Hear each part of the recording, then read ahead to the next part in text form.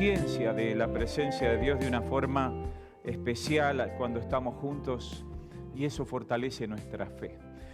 ¿Ustedes recuerdan el campamento? ¿Quién estuvo en el campamento? Muy bien. El tema del campamento del retiro de la iglesia fue cuidar la unidad que tenemos en Cristo Jesús como pueblo de Dios. Esto no solo tiene que ver con nuestra congregación, también tiene que ver con otras congregaciones como Miguel estuvo ayudando esta semana, ayer mencionaba él. Es decir, la unidad de la iglesia es una preocupación de Jesús en la oración sacerdotal. ¿Se acuerdan de Juan 17? El año pasado, y hace un tiempo que venimos viviendo, un tiempo especial donde hay personas que buscan a Dios, que se acercan a nuestra congregación, a este lugar, o algún grupo o alguna persona de la iglesia. Y con alegría vemos personas que se entregan al Señor, que se bautizan, que se comprometen, que renuevan su compromiso con Dios y se van integrando a nuestra congregación. Y esto tratamos de hacerlo con mucha alegría, porque es algo precioso. Viendo ese crecimiento fuerte del año pasado, este año nos preocupa cuidar y consolidar a las personas, especialmente las personas que son nuevas en la fe o que son nuevas en nuestra congregación. Cuidarnos y fortalecernos en la fe. Y sin querer estuve desarrollando algunos temas, como fue que seamos agradecidos, que seamos generosos, y hoy mi interés es también animarles en la ética cristiana, que es consecuencia de la fe en el Señor, y es el tema seamos fieles. Ese es el tema de hoy. Alentarnos a ser fieles a Dios y fieles entre nosotros. ¿Qué significa la palabra fiel? ¿Qué significa ser fiel? En el diccionario, la palabra dice que es un adjetivo y describe a aquel que guarda la fe. El que guarda la fe es alguien fiel o que es constante en sus afectos, en el cumplimiento de sus obligaciones y no defrauda la confianza. Esta es la definición de la RAE de lo que significa alguien que es fiel. Pero hay otros usos también que tienen que ver con la exactitud conforme a la verdad, un fiel traslado, una memoria fiel, que es preciso, exacto, fidedigno, fiable, verídico, riguroso, cierto, seguro. Todo eso tiene que ver con algo que es fiel, con alguien que es fiel en el uso que le damos. Y dice allí también otro uso, el cristiano que acata las normas de la iglesia. Interesante, vamos a ver eso después. Creyente de una religión. Los fieles que se reúnen, la Biblia lo usa también en este sentido. Así que fiel sería en forma positiva esta descripción y lo contrario es el infiel, el desleal, el inexacto, el falso. Si nosotros somos animados a ser fiel, en primer lugar, porque la fidelidad es una característica de Dios. Dios es fiel. Dios es fiel. Dice la Biblia en Deuteronomio, vamos a hacer esgrima bíblica, hermanos. ¿Están trayendo sus Biblias, su sistema, usen su celular, lo que sea? Porque vamos a estar usando los textos, por eso no hice PowerPoint, algunos estamos animando al uso de la Biblia, hermanos. Deuteronomio 7:9 dice, reconoce por tanto que el Señor tu Dios es el Dios verdadero, el Dios fiel, que cumple su pacto generación tras generación y muestra su fiel amor a quienes lo aman y obedecen sus mandamientos. Así que una persona fiel que cumpla los preceptos para la iglesia, está bien la descripción de que el diccionario decía. Dice Deuteronomio, reconoce por tanto que el Señor tu Dios es el Dios verdadero, el Dios fiel. Dios es fiel y es digno de toda confianza porque dice, cumple su pacto, dice, y nos ama, es fiel en su forma de amarnos. Dios es fiel. Ahora, la misma Biblia dice, maldito el hombre que confía en el hombre. ¿Se acuerdan de ese texto? Es muy duro, ¿eh? ¿Quién dijo amén? Es terrible este texto. Es así. Lo que dice la Biblia, lo que dice la Biblia. Pero ¿qué está queriendo decir ahí? Esto está en Jeremías. Jeremías vive en un contexto donde había una amenaza de guerra, de sitio, y que efectivamente él predica de que eso iba a suceder y que confían en Dios, y la gente prefiere confiar en la mano armada, en las armas, en el ejército. Y entonces dice, maldito el que confía. De hecho, la Biblia dice, nosotros no confiamos en carros, en caballos, sino ¿en qué? En Jehová de los ejércitos. Ahora, hay allí una dificultad. Si no confiamos en Dios, vamos a buscar algo en lo cual cimentar nuestra seguridad. Lamentablemente, corremos el riesgo de confiar en algo que después nos defrauda. Pero no está diciendo que no podemos confiar en nadie. Si no podemos confiar en nadie, estamos en un serio problema. Pero el que sí podemos confiar y que jamás nos va a defraudar es Dios. Porque Dios es fiel. Y va a ser fiel aunque nosotros seamos infieles. Es decir, su fidelidad no depende de nuestra fidelidad. Él es fiel por sí mismo y nos ama porque Él es amor y Él es fiel. Por eso es confiable. Por eso podemos tener un vínculo seguro con Él y permanecer en sus promesas, porque Él sí o sí va a confiar, su palabra no cambia. El desafío a ser fieles, entonces, ¿qué significa esto? ¿De dónde lo saco? Bueno, hay un texto que está en Apocalipsis 7:10, la segunda parte dice, sé fiel hasta la muerte y yo te daré la corona de la vida. ¿Se acuerdan de este texto? Estaba en unos cuadritos en la iglesia, ¿no? Como unos pergaminos, unos cuadritos, decía, sé fiel hasta la muerte y yo te daré la corona de la vida. ¿Qué quiere decir este texto? Si la Biblia nos demanda ser fieles, también la Biblia dice, sean perfectos como vuestro Padre Celestial es perfecto, que la palabra mejor sería sean completos o maduros, como vuestro Padre Celestial es perfecto, aspiren a la fidelidad, deseen la fidelidad, intenten vivir en lo mejor que sea posible hacerlo. Me acuerdo de Daniel Carro hace muchos años, él predicó y él decía, el hombre necesita comprometerse. Necesitamos asumir un compromiso de fidelidad a Dios, más allá de que podríamos fallar. Nosotros tenemos que ser conscientes de nuestras debilidades y no prometer lo que no podríamos comprometernos, pero nuestra fidelidad sigue dependiendo, como la salvación, de la gracia y de la obra de Dios en nosotros, que va a producir el querer como el hacer según su buena voluntad. ¿La salvación es por obras? No, qué lástima, ¿no? Porque ayuda a animar a algunos a lavar los platos. Cuando nadie quiere lavar los platos, uno le dice la salvación es por obra y dale, o limpiar hasta cualquier hora el templo. Hermanos, la salvación no es por obras, pero no es sin obras. Esto lo estuvimos viendo hoy.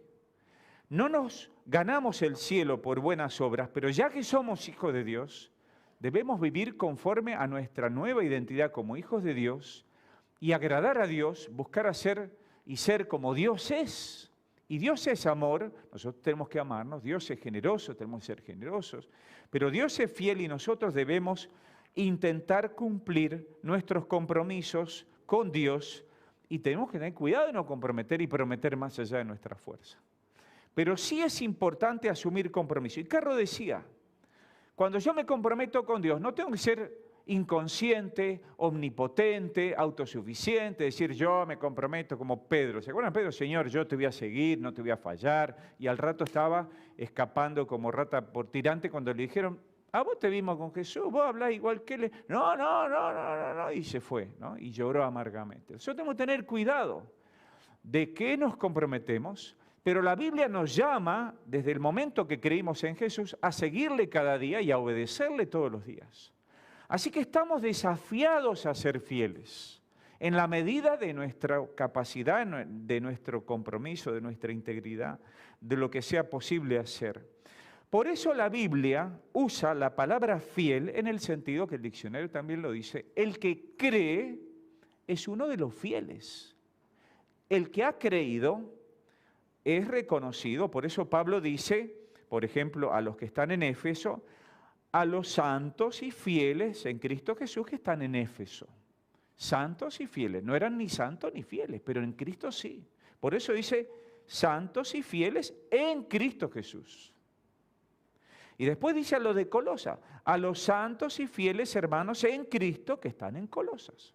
Usted tiene que ser fiel, tiene que ser santo en Cristo, justificado en Cristo y ser santo en Cristo, santificado y procurar ser lo más posible a asemejarse a la figura de lo que es Cristo para nosotros. Ahora, ¿por qué se usa el texto de Apocalipsis para generar dudas en la salvación? Porque dice, sé fiel hasta la muerte y yo te daré la corona de la vida. Si ser fiel depende de mis buenas obras, acá en Apocalipsis no está ni siquiera hablando de eso.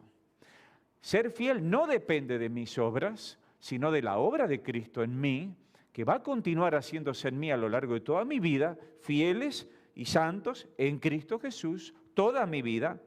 Pero acá Juan está escribiendo el Apocalipsis a una iglesia perseguida. Y miren el contexto, si pueden buscar Apocalipsis 2, 8 al 11, el texto es terrible y muy fuerte, pero es la única carta positiva dentro de todas las otras cartas. Si ustedes recuerdan, la carta Esmirna. Dice, escribe al ángel de la iglesia de Esmirna, esto dice el primero y el último, el que murió y volvió a vivir. Ese es el que da el mensaje a esta iglesia. Conozco tus sufrimientos y tu pobreza, sin embargo eres rico. Sé cómo te calumnian los que dicen ser judíos, pero que en realidad no son más que una sinagoga de Satanás. No tengas miedo de lo que estás por sufrir. Te advierto que a algunos de ustedes el diablo los meterá en la cárcel para ponerlos a prueba y sufrirán persecución durante 10 días. Y ahí viene el texto. Sé fiel hasta la muerte y yo te daré la corona de la vida. Y sigue, el que tenga oídos, que oiga lo que el Espíritu dice a las iglesias, el que salga vencedor no sufrirá daño alguno de la segunda muerte. Esto es el apóstol Juan en la isla de Patmos. Cuando dice sé fiel hasta la muerte, ¿de qué muerte está hablando? La muerte violenta. No está hablando de una muerte del viejito que vivió toda su vida. No, el desafío es, todo el Apocalipsis, no somos derrotados ni aún en la muerte. Pablo lo dice en Romanos 8, ni la muerte nos separa del amor de Dios. Ni la muerte. Nada nos separa del amor de Dios. Y no somos derrotados aunque nos maten. Lo normal, en la lógica normal, un ejército vencedor es el que permanece vivo. Y estaban matando a muchos, a muchísimos, en la época de Juan, cuando él está preso por Domiciano. La persecución de la iglesia no es una amenaza a la fidelidad de Dios, que Jesús dijo, no tengan miedo, voy pues a preparar lugar para vosotros. Estamos seguros en Cristo, más allá de la misma muerte, porque dice, escribe el que murió y volvió a vivir. Ese es el que escribe, ese es el que está dando la palabra, el que venció la muerte. Y dice, conozco tus sufrimientos, tu pobreza, las calumnias, y no tengas miedo porque vas a sufrir. Fíjense la seguridad de salvación que trasciende nuestra misma muerte. No estamos amenazados ni siquiera por la muerte en nuestra seguridad en Cristo. Cristo cumple sus promesas, en Él podemos confiar. Ahora, cuando dice allí, aquel va a recibir la corona de justicia, fíjense que Pablo le dice a Timoteo, yo estoy próximo a ser sacrificado, pero estoy seguro que me dará la corona de justicia que Dios tiene preparada para los que le aman. La seguridad de Pablo no se basaba en su propia vida ni en su propia fuerza, sino en la promesa de la resurrección, porque hemos creído en un Cristo que ha resucitado. Ahora, a lo largo de la Biblia, hay un llamado a la fidelidad.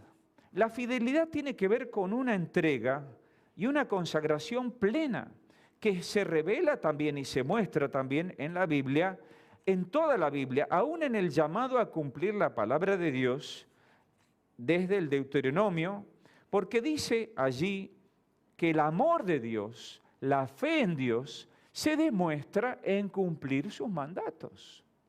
No es que nosotros nos vamos a salvar por el cumplimiento de la ley, pero una vez que hemos sido parte de ese pueblo de Dios, debemos procurar aprender, enseñar, transmitir y practicar los mandamientos que Dios nos ha dado nosotros y también para nuestros hijos. Esto dice Deuteronomio 6. La muestra de amor a Dios es obedecer sus mandamientos. Y dice, escucha Israel, el Señor nuestro Dios es el único Señor. Ama al Señor tu Dios con todo tu corazón y con toda tu alma y con todas tus fuerzas. La fidelidad, el hombre fiel es íntegro, se entrega por completo. Nosotros no elegimos un mandamiento para cumplir, este me gusta, este no me gusta, cumplo hasta acá. La intencionalidad nuestra, el deseo de Dios, es que vivamos de acuerdo a toda su voluntad, a todas sus enseñanzas, a todos sus principios, al ejemplo perfecto de Jesucristo. Ahora, esto no significa que lo vamos a poder lograr plenamente, claro que no, pero sí debemos desearlo de todo corazón. Debemos desear cumplir en la medida que nuestras fuerzas sean posibles, que nuestro anhelo sea posible. Y dice, grábate en tu corazón estas palabras que hoy te mando, no en unas tablas de piedra. Y la misma Biblia dice, llegará un momento, dice que por el Espíritu voy a inscribir mi ley en sus corazones. El hombre tiene en su corazón el llamado de Dios. Dice, incúlcaselas continuamente a tus hijos. Háblales de ella cuando estés en tu casa, en el camino, cuando te acuestes, cuando se levante. Es decir, toda nuestra vida, no solo el Sabbat, todo nuestro tiempo, todo debe estar dedicado a Dios y recordando lo que Dios quiere para nosotros. Ahora, Jesús dijo algo similar en el Sermón del Monte, en las bienaventuranzas. Yo no puedo elegir qué voy a obedecerle al Señor, esto me gusta, entonces lo hago, esto no me gusta.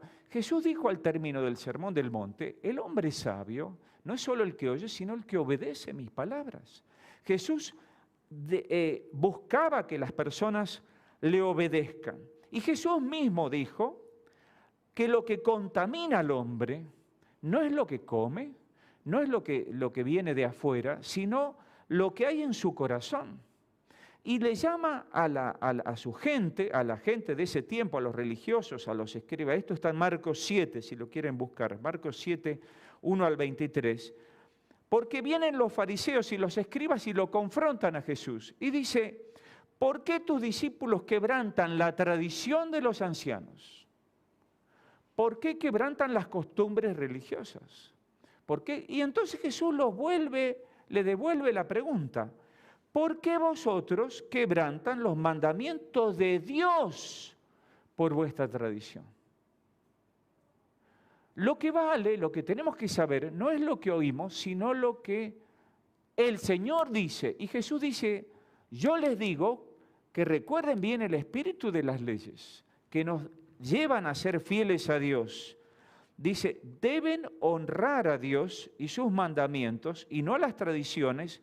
Y entonces Jesús les dice a estos religiosos, hipócritas, farsantes, bien profetizó de vosotros Isaías, 29:13 es la cita, cuando dijo, este pueblo de labios me honra, mas su corazón está lejos de mí, pues en vano me honran, enseñando como doctrinas mandamientos de hombres.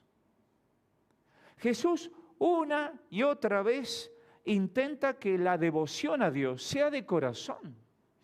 El principal mandamiento es amar a Dios de todo corazón. Y yo tengo que amar sin divisiones, sin otras lealtades. Y entonces ser fiel significa que yo respondo a Dios, que es fiel, confío totalmente en Dios, que es fiel, y entonces yo voy a hacer mi mayor esfuerzo por comprender sus mandatos y vivir acorde a ese amor que tengo hacia Dios. Ahora, por eso, en primer lugar, tenemos que ser honestos con nosotros mismos. Somos débiles, somos pecadores. Esa fidelidad no la podemos cubrir por nuestro propio esfuerzo, sin la gracia de Dios, sin la gracia de Jesucristo, sin la ayuda de los hermanos. Honestamente deseamos la santidad, anhelamos la perfección, pero no lo somos.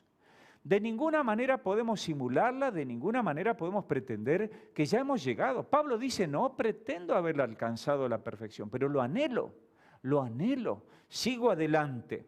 Por eso dice Santiago que no seamos superficiales. ¿Qué significa ser superficiales? Lo que otros ven y aún lo que nosotros mismos vemos de nosotros mismos. Fíjense que Santiago dice en el libro de Santiago 1:22, no se contenten solo con escuchar la palabra, pues así se engañan ustedes mismos. Llévenla a la práctica. Llévenla a la práctica, dice, no se engañen a ustedes mismos. El que escucha la palabra pero no la pone en práctica, fíjense que es el final del Sermón del Monte. El que escucha y no obedece es un necio. Después se le va a venir encima a su vida, a su propia vida. Dice, el que escucha la palabra pero no la pone en práctica es como el que se mira el rostro en un espejo y después de mirarse se va y se olvida enseguida de cómo es. La parábola del sembrador. La semilla no germina, pero quien se fija atentamente en la ley perfecta que da libertad y persevera en ella, no olvidando lo que ha oído, sino haciéndolo, recibirá bendición al practicarla. Si alguien se cree religioso, pero no le pone freno a su lengua, se engaña a sí mismo y su religión no sirve para nada. La religión pura y sin mancha delante de Dios nuestro Padre es esta: atender a los huérfanos y a las viudas en sus aflicciones y conservarse limpio de la corrupción del mundo. Hermano, tu fidelidad, ¿cómo se vive? Escuchando la voz de Jesús, reconociendo la voz de Dios y obedeciendo al pastor, al buen pastor que nos guía, que nos conduce. El Espíritu Santo nos recuerda la palabra, nos enseña la palabra, nos ilumina y nos da fortaleza para obedecer la palabra. Pero esa palabra viva y eficaz tiene que trabajar en nuestras vidas para transformarnos, para vivificarnos, para recrearnos en Cristo. Por eso, por otro lado, día a día tenemos que hacer este proceso. Día a día, todos los días. Y Pablo dice en Romanos 12:3, por la gracia que me ha dado, digo a todos ustedes, nadie tenga un concepto de sí más alto que el que debe tener, sino que más bien piense de sí mismo con moderación, según la medida de fe que Dios le haya dado. ¿Por qué podés creerte más de lo que realmente sos? Cuando desconoces la perfección de Jesucristo. Y entonces empieza nuestra jactancia religiosa. Y por eso decíamos hoy, la salvación es por gracia, para que nadie se gloríe por las obras de sí mismo. Nos gloriamos por la obra de Cristo en nosotros, o las que Él preparó para que vivamos y hagamos. Pero no hay ninguna jactancia en nuestras obras, porque es la obra de Dios, por la gracia que me ha sido dada, como dice Pablo. Tengamos cuidado de ser humildes y ser agradecidos por lo que Dios puede hacer en mi vida, en mi familia, en la iglesia, y lo que Dios puede hacer a través de la iglesia en el mundo. No es para jactancia, no es para jactancia. Hay un valor en nosotros, no por lo que logramos, sino por lo que somos. Somos hijos de Dios. Eso nos da valor. Y en eso es inherente al cristiano saber que es una persona que Dios lo ve justificado, que Dios lo ve santificado, no por nuestros méritos, sino en consecuencia debemos vivir de esta manera. Ahora, a veces hay creyentes que genuinamente son creyentes, pero están como un billete arrugado y sucio. Si yo le doy un billete, ¿qué billete le gusta más? No sé de qué billete decir, 1 euro, 100 euros, algo más, no sé cuál es el billete más grande que existe en el mundo. Pero si se lo doy y está todo arrugado y sucio, usted me va a decir, no, así no. ¿Pierde valor?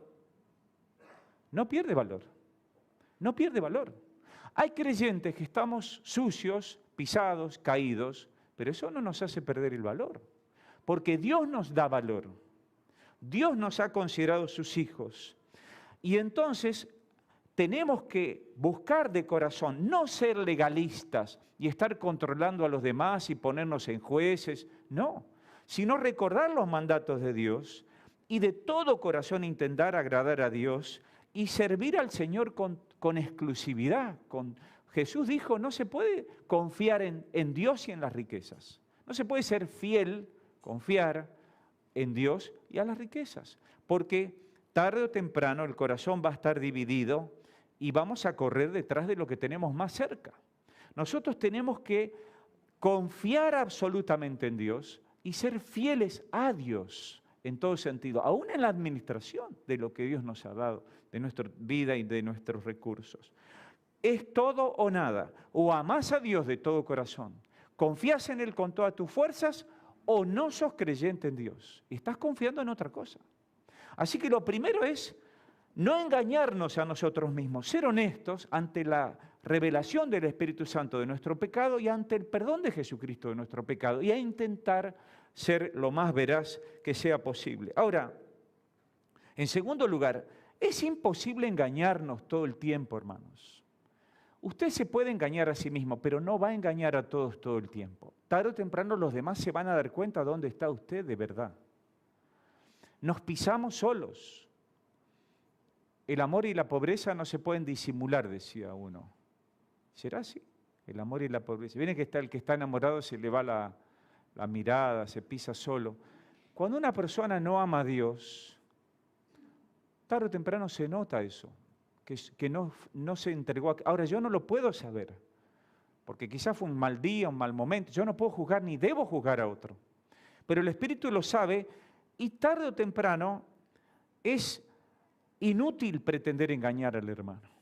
Nuestra integridad debe manifestarse de una o de otra forma hacia los demás. Al mentiroso, al final nadie le cree.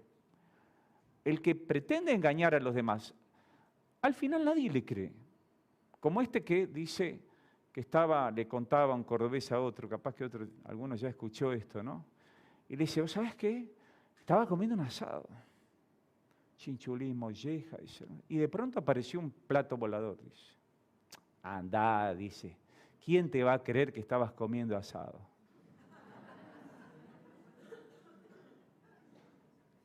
Y sí, hermano.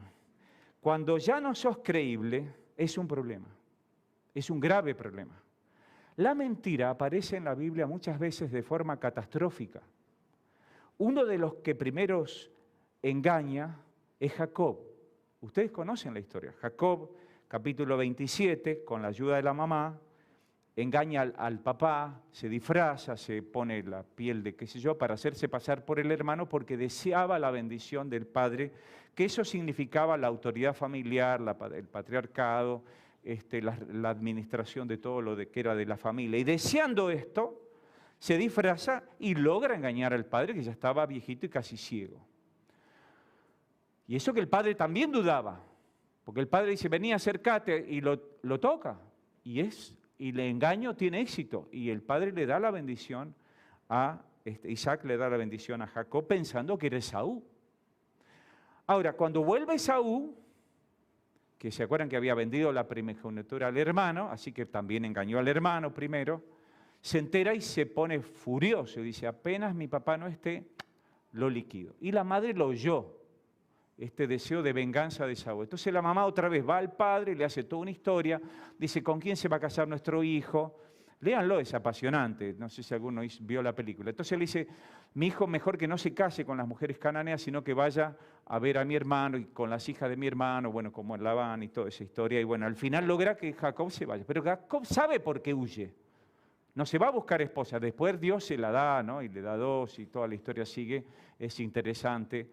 Y cada zafarrancho que hace Jacob, Dios con su misericordia lo vuelve a encaminar, porque el corazón de Jacob estaba bien intencionado, pero estaba muy equivocado en los métodos, muy equivocado. Pero Dios le va enderezando el camino y le hace ver que él estaba, aunque Jacob creía que Dios no estaba, y así, y Dios lo va llevando, pero cuando tiene que volver a ver al hermano, tiene terror, y habían pasado muchos años, 15 o más años.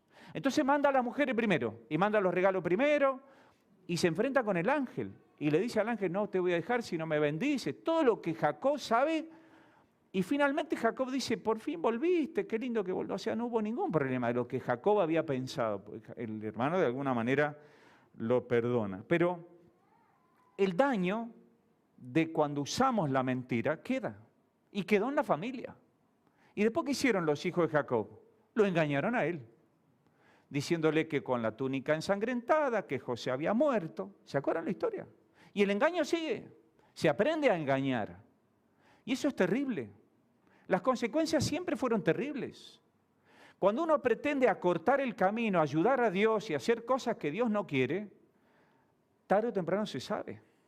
Fíjense que los hermanos mentirosos no le creían a José que realmente lo había perdonado. Y le vuelven a preguntar, cuando muere el padre, ¿vos no perdonaste, verdad? Y José le dice, sí, los perdoné de verdad. Yo no soy como ustedes.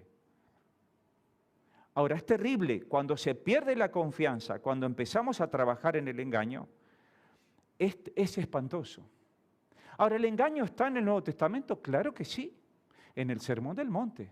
Jesús dice, si vos vas a ayunar, o vas a orar, o vas ¿qué más era? O dar limosna, no lo hagas para ser visto por los demás. Hermano, eso no significa que vos digas, ay, que nadie me vea, que nadie me vea. No, lo que está diciendo es, si vos lo haces para ser visto y para engañar a los demás, aparentando algo que no sos, es grave. Es grave. Esto es grave. El abuso de autoridad, el querer tomar ventaja de las cosas, es grave. Los hijos de Elí fue condenado por no corregir a sus hijos por abuso de autoridad, porque elegían de la ofrenda lo mejor. Hay que tener mucho cuidado de la integridad. Cuando hay algo, un deseo que no se contiene y que no se sujeta a Dios, hay un peligro. Y no podemos corromper los actos religiosos más elevados, como orar, dar limosna, ofrendar, pensando que no los podemos hacer públicamente. Claro que oramos públicamente, la ofrenda es pública, pero no para ser vistos. Ese es el peligro, porque cuando vos querés engañar a los demás, a Dios no lo vas a engañar. Y los demás tarde o temprano se van a dar cuenta. Es una pena. Hay un peligro en creer que engañamos a los demás.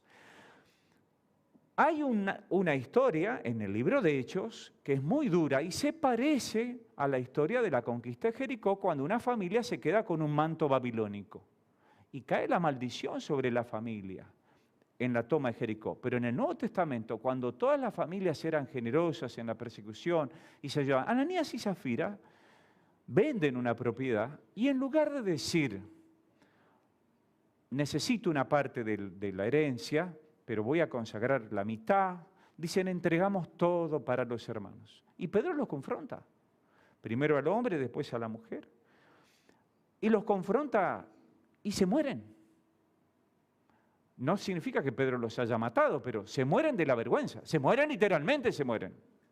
Y los jóvenes lo tienen que ir a enterrar, lindo trabajo le tocó a los jóvenes, que sacaban los cuerpos, y dice, el que sacó a tu marido ahora te van a llevar a vos, le dijo Pedro, durísimo. No podemos facilitar la hipocresía. La hipocresía, tarde o temprano, tiene que ser confrontada. Y vos no podés pretender engañar a Dios y engañar a los hermanos. Es imposible. Engañar a Dios es imposible. La respuesta más trágica de pretender engañar a Dios es la de Caín. Dios le dice a Caín, ¿y tu hermano dónde está? Como si Dios no supiera. ¿Y qué le dice Caín? ¿Acaso soy yo guarda de mi hermano? Debe estar por ahí, viendo televisión, tomando mate, qué sé yo lo que estará haciendo. Pero qué cara dura, terrible. Es una cosa grotesca. Y a veces uno necesita saber la verdad de algo y las personas pretenden ser confusas y no ayudan a resolver los problemas de fondo. Si Dios te está preguntando, hermano, pero no le podés decir que no sabés. Hay una necesidad de reconocer que Dios sabe. La prudencia es madurez. Yo no tengo por qué decir cosas que van a lastimar. No tengo que decir cosas que yo considero personales o mucho más personales de otra. Pero el diablo es el engañador, es el acusador, el calumniador, el mentiroso. Y el engaño es muy maligno porque tergiversa algunas cosas ciertas para manipular y confundir. Eso fue lo que hizo el diablo con Eva. Y la confundió. Y le dijo, no, pero la Biblia no dice así, no dice tan así, no es tan así. Y entonces, y lo mismo hizo el diablo cuando tentó a Jesús. puso en duda la palabra de Dios. Y hermano, guarda con que hoy hay muchos engañadores. Eso lo dice Pablo. En los postreros tiempos vendrán engañadores de gente que quiere ser engañada porque quiere oír lo que le gusta. Quiere oír que está linda, que cantó bien, que cocinó bien, cuando ni sabe ni cantar ni cocinar y además es fea. O sea, hermano, tenés que reconocer objetivamente que la Biblia dice lo que somos pecadores. No hay cómo esconder eso. Y si vos te equivocás, tenés que reconocer lo que la Biblia dice, no lo que otro te dice, porque te puede confundir otro que es tan cómplice del pecado como vos. Hay una necesidad de buscar. Jesucristo es la verdad, es el verdadero camino, es la vida abundante y plena. Cuando se busca resolver un asunto, no se puede dar falso testimonio, que es uno de los mandatos más graves del Antiguo Testamento. No puedo decir algo falso de otro hermano, una acusación falsa, ni puedo pretender tergiversar la Biblia. Tenemos que buscar lo genuino, lo auténtico, pero con amor de Dios. Por eso leíamos en el retiro que tenemos que decirnos entre nosotros la verdad con amor. Eso es lo verdadero, eso es lo genuino. Si la verdad no tiene amor, no es verdad. Es algo cierto, pero no es verdad. Podemos decir cosas ciertas con tal de dañar o manipular, y eso es peligroso, es una imprudencia. Pero debemos buscar la manera de decir lo que tiene que ver con Cristo, que Él es la verdad. Y lo que es necesario y edificante para ayudarnos a estar confiados en el Señor, pero también recuperar la confianza y solidificar la confianza entre nosotros y sostener los vínculos. El engaño destruye los vínculos. Si yo no puedo confiar en el hermano, entonces estoy en un grave problema y el vínculo está deteriorado. Dice allí, más bien, dice Efesios 4:15, más bien, vivir la verdad con amor, creceremos hasta ser en todo como aquel que es la cabeza, es decir, Cristo. La verdad en amor, la verdad, el amor. Y dice más adelante, por tanto, dejando la mentira, hable cada uno a su prójimo con la verdad, porque todos somos miembros de un mismo cuerpo. Hermanos, yo en algún momento he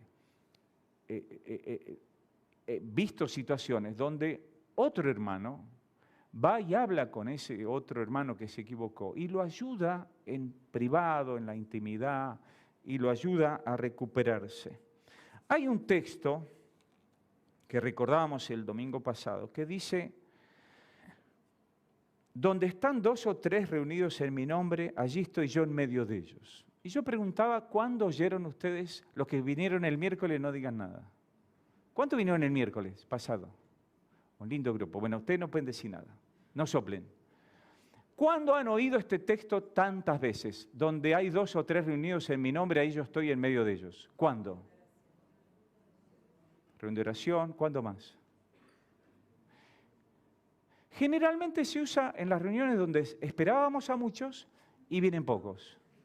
¿Es así o no es así? Y bueno, donde hay 2 o 3, ¿qué le vamos a hacer? Por lo menos Jesús vino y está acá con nosotros 2. Yo lo escuché 1000 veces. Pero ¿qué dice? ¿Dónde está ese texto situado? ¿En qué contexto? Les pido así, por favor, este sí texto quisiera que lo busquen, hermanos. A ver si encuentro yo dónde está. Sin querer me parece que borré la cita. Pero este texto dice, el contexto, a ver si alguien encuentra la cita y es veloz con la memoria. Dice, si tu hermano peca, ve y repréndelo a solas. Si te escucha, creo que estaba en Marcos este texto. Mateo 18, bien, Mateo 18, 15. No, yo estoy leyendo el 15. El 20 es la cita, pero estoy leyendo desde el contexto. Desde el 15, fíjense lo que dice, porque ese es el final del relato. Dice, y si tu hermano peca, ve y repréndelo a solas. Si te escucha, has ganado a tu hermano. Pero si no te escucha, lleva contigo a 1 o a 2 más. 1 o 2 más. ¿Y serían 2 o 3, ¿no es cierto? Si lleva uno o dos, con el que está, 2 o 3. Y si rehúsa escucharlos, dilo a la iglesia. Y si también rehúsa escuchar a la iglesia, sea para ti como el gentil y el recaudador de impuestos. Es decir, considéralo como un inconverso. No es que lo sea, pero ya cruzamos el límite, la persona no quiere escuchar a nadie, lo vamos a considerar como un inconverso, como un gentil, como un incrédulo. No significa que esto sea así, pero para nosotros se cruzó el límite. En verdad os digo, todo lo que atéis en la tierra será atado en el cielo, y todo lo que desatéis en la tierra será desatado en el cielo. Además os digo que si 2 de vosotros se ponen de acuerdo sobre cualquier cosa que pidan aquí en la tierra, les será hecho por mi Padre que está en los cielos. Porque donde están 2 o 3 reunidos en mi nombre, allí estoy yo en medio de ellos. Este texto donde hay 2 o 3 reunidos, ¿a qué se refiere? En un lugar privado, en un lugar solos, en la presencia de Dios, donde un hermano está tratando de ayudar a otro a vencer algún hábito pecaminoso y necesita ser corregido, necesita ser restaurado. Y allí a donde hay 2 o 3, en ese lugar, Cristo está con ellos. Se baja el cielo, dice Jesús. El cielo baja, ese trono de Dios baja, desciende el Espíritu Santo ahí en ese lugar. Cristo está trabajando para que esa persona pueda ser restaurada y pueda ser corregida y reconozca la corrección de los hermanos y la corrección de Dios. Si no, va a seguir atado a su hábito de pecado. Está esclavizado, no está libre en Cristo. Está algo que no se completó en él, lamentablemente. Hay que buscar un lugar privado y cara a cara con la presencia de Dios allí como testigo, ayudar a nuestra fidelidad, a que seamos fieles, a que seamos lo más pleno posible parecidos a lo que Dios quiere para nosotros. Hermano, esto va a suceder una y otra vez, porque todos nosotros necesitamos la corrección de Dios, del Espíritu y de los hermanos. Tenemos que reconocer que esto lo necesitamos cada domingo. La Biblia dice, ¿para qué es la palabra de Dios? Le escribe Pablo a Timoteo. Para corregir, para instruir, para corregir, para que el hombre de Dios esté plenamente preparado para toda buena obra. La palabra de Dios no es solo para saberla. Nos tiene que generar una conducta mejor a la luz de la palabra de Dios como una expresión de amor a Dios. Ahora, hermanos, el pueblo de Dios fue llamado a la fidelidad durante toda la historia. ¿Y cómo fue el pueblo de Dios? Infiel. El pueblo de Dios fue infiel. ¿Por qué fue infiel? Porque se olvidaba de Dios y caía en la idolatría. Una y otra vez. Una y otra vez. Y por eso Oseas es un libro terrible, tremendo. No sé si lo han leído alguna vez. Pero es un mensaje de un profeta que fue obligado por Dios a casarse con una prostituta y a tener hijos con ella. Y el texto dice allí en Oseas que Dios ama a su pueblo infiel. Dios nos sigue amando aunque seamos infieles, aunque no seamos perfectos, aunque no podamos lograr nuestra propia justicia, Dios nos ama. Y en el Nuevo Testamento la Biblia dice que el Espíritu Santo nos anhela celosamente para que vivamos en santidad. Cuando vos sentís culpa, no es un sentimiento de culpa si verdaderamente hiciste algo malo, es el Espíritu Santo que está llevando al arrepentimiento. Y cuando eso sucede, el camino de Dios está abierto. Dice, si confesamos nuestro pecado, Él es fiel y justo para perdonar nuestros pecados y limpiarnos de toda maldad. Hermanos, luchamos con nuestra pecaminosidad, luchamos con el pecado que fácilmente nos enreda, pero tratamos de continuar la carrera puestos los ojos en Jesús. Pero si no nos volvemos farisaicos, nos volvemos jueces de lo demás, cuando en realidad todos de pecador a pecador debemos alentar a vivir en la santidad del Señor que Él nos ha regalado en su gracia. Hermanos, todo aquello que es mezcla de lo que no es el propósito original es como un vino adulterado. Un vino adulterado no es que no haya vino, pero no es puro. Donde no hay pureza, algo está dañado y tenemos que perfeccionarnos en la pureza de Dios y el texto de Tito dice, para el puro todo es puro. Cuando una persona es purificada por Dios, es limpiada por Dios, intenta de corazón buscar las mismas personas que anhelan esa santificación. Por eso, hermanos, todo lo que es adulterado se destruye, se corrompe, se daña, se echa a perder. Se echa a perder. Fíjense que una de las cosas más lindas que dice la Biblia es, anhelo tu palabra, la palabra de Dios, que es más dulce que la miel que la que destila del panal. ¿Sabían que una de las pocas cosas del mundo que jamás se echa a perder es la miel? La miel dura años, no tiene fecha de vencimiento. La palabra de Dios permanece para siempre. Y es la palabra de Dios la que debe guiarnos a esa fidelidad. Por eso, hermanos, en medio de una nación corrupta, en medio de un mundo pervertido, la iglesia tiene que ser sal y luz y no perder esa cualidad que es la presencia de Dios en nosotros para vivir de acuerdo a la fidelidad de Dios. Hermanos, es lindo que Dios algún día nos pueda decir, bien, buen siervo y fiel, sobre poco has sido fiel, sobre mucho te pondré, entra en el gozo de tu Señor. La fidelidad es algo que tiene que ver con la obra de Dios en nosotros. Fíjense lo que dice el texto de Lamentaciones 3:22. El gran amor del Señor nunca se acaba y su compasión jamás se agota. Cada mañana se renuevan sus bondades, muy grande su fidelidad. Por tanto digo, el Señor es todo lo que tengo, en Él esperaré. Dios es fiel. Hermanos, que nosotros hagamos un compromiso de integridad, de honestidad, de firme, un compromiso con Dios en la medida que podamos responder a ese amor perfecto y constante a lo largo de toda nuestra vida, esperando solamente en Dios. Vamos a tener una oración antes de cantar la canción final. Señor, en esta mañana reconocemos nuestro pecado una vez más y el perdón de Cristo Jesús suficiente para nuestra salvación en la cruz del Calvario. Pero, Señor, reconocemos también que tu Santo Espíritu está en nosotros y nos anhela celosamente y quisiéramos de corazón vivir de acuerdo a tus mandamientos, de acuerdo a tus enseñanzas.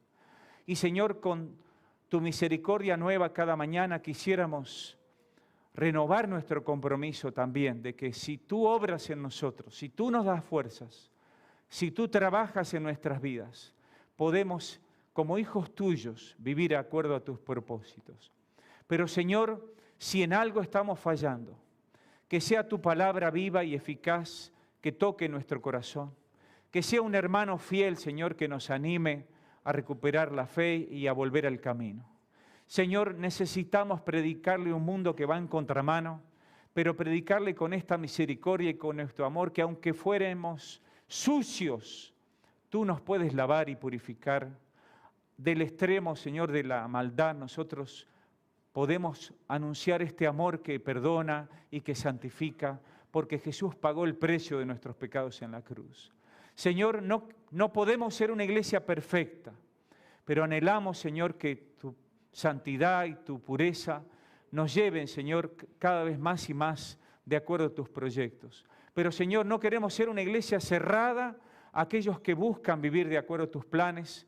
Y, Señor, que podamos amar a los pecadores como tú nos has amado a nosotros y tener el corazón abierto para que en tu misericordia podamos ayudarles a buscar ese perdón y esa restauración que solamente es posible en Cristo Jesús. Señor, no anhelamos cumplir la ley. Anhelamos, Señor, cumplir tu palabra, que tu palabra viva trabaje en nuestras vidas y que te podamos seguir cada día hasta que tú nos llames. Oramos en el nombre de Cristo Jesús. Amén.